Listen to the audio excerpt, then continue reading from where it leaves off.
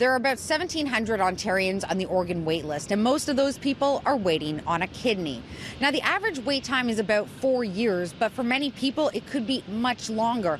In fact, every week, about 2 people die waiting for a transplant. But this year in Ontario, 200 lives have been saved, including my own, through living donors. These are people who bravely risk their own lives and health and safety in order to ensure that their loved ones or even strangers can go on.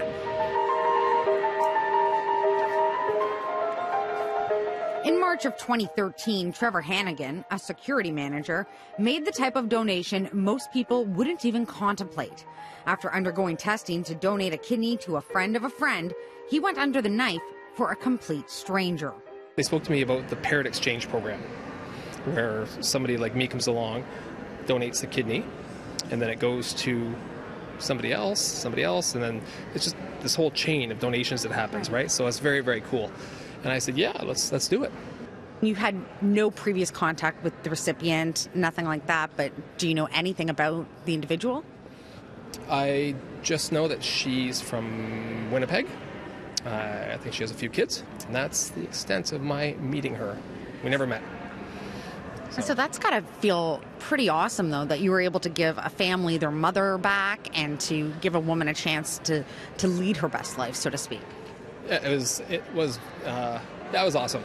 It was very cool. That's exactly how Tarina Bond felt when her husband, David, needed a new kidney. What was going through your head as you were going through the assessment process?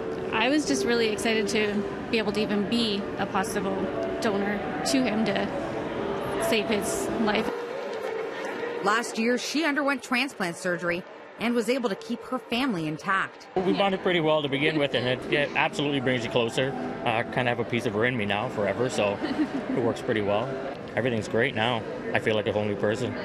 It seems to be a feeling experienced not only by the recipient, but also donors.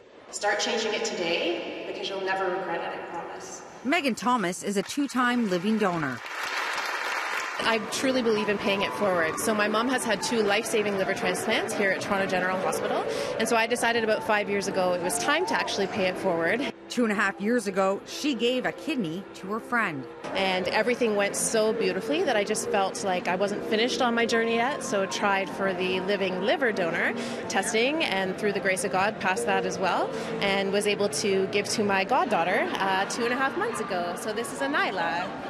Anila had a very serious disease called biliary atresia, which was caught very early on in her life, and it was determined very on in her life that she would need a transplant in order to live. But becoming a living donor comes with its own risks and side effects, those involved in the surgery and afterwards, like high blood pressure and potential organ impairment. Risks that Thomas says she was willing to take. She's so happy, so resilient, and so full of life. So when I look at her every day, it's just incredible that my 40-year-old body was able to save her and give her life back and give her mom her daughter back.